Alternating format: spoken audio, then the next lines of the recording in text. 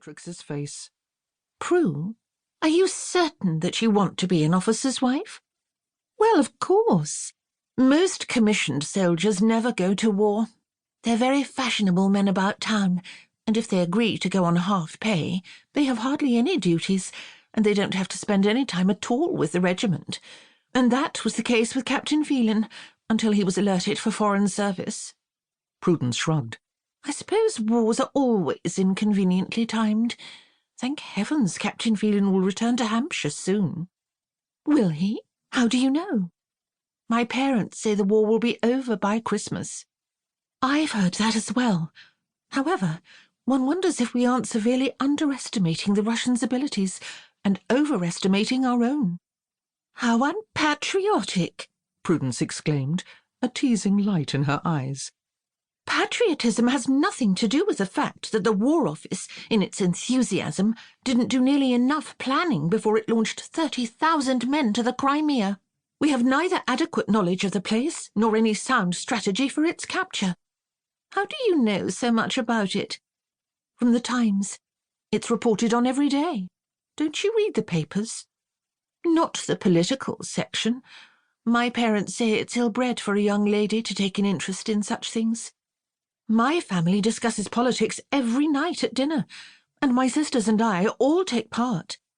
Beatrix paused deliberately, before adding, with an impish grin, "We even have opinions." Prudence's eyes widened. "My goodness. Well, I shouldn't be surprised. Everyone knows your family is different." Different was a far kinder adjective than was often used to describe the Hathaway family.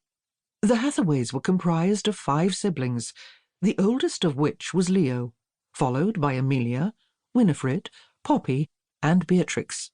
After the death of their parents, the Hathaways had gone through an astonishing change of fortune. Although they were common-born, they were distantly related to an aristocratic branch of the family. Through a series of unexpected events, Leo had inherited a viscountcy for which he and his sisters hadn't been remotely prepared. They had moved from their small village of Primrose Place to the Ramsay estate in the southern county of Hampshire. After 6 years, the Hathaways had managed to learn just enough to accommodate themselves in good society. However, none of them had learned to think like the nobility, nor had they acquired aristocratic values or mannerisms.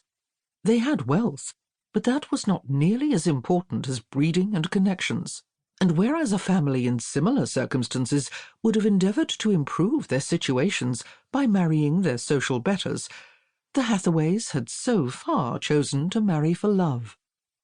As for Beatrix, there was doubt as to whether she would marry at all. She was only half civilized, spending most of her time out of doors, riding or rambling through the woodlands, marsh, and meadows of Hampshire. Beatrix preferred the company of animals to people, collecting injured and orphaned creatures and rehabilitating them. The creatures that couldn't survive on their own in the wild were kept as pets, and Beatrix occupied herself with caring for them. Out of doors, she was happy and fulfilled. Indoors, life was not nearly so perfect. More and more frequently, Beatrix had become aware of a chafing sense of dissatisfaction, of yearning. The problem was that Beatrix had never met a man who was right for her. Certainly none of the pale, overbred specimens of the London drawing-rooms she had frequented, and although the more robust men in the country were appealing, none of them had the unnameable something Beatrix longed for. She dreamed of a man whose force of will matched her own. She wanted to be passionately loved, challenged, overtaken. Beatrix glanced at the folded letter in her hands. It wasn't that she disliked Christopher Phelan, as much as she recognized that he was inimical to everything she was. Sophisticated and born to privilege, he was able to move with ease in the civilized environment that was so alien to her. He was the second son of a well-to-do local family, his maternal grandfather an earl, his father's family distinguished by a significant shipping fortune. Although the Phelans were not in line for a title, the oldest son, John, would inherit the Riverton estate in Warwickshire upon the Earl's death. John was a sober and thoughtful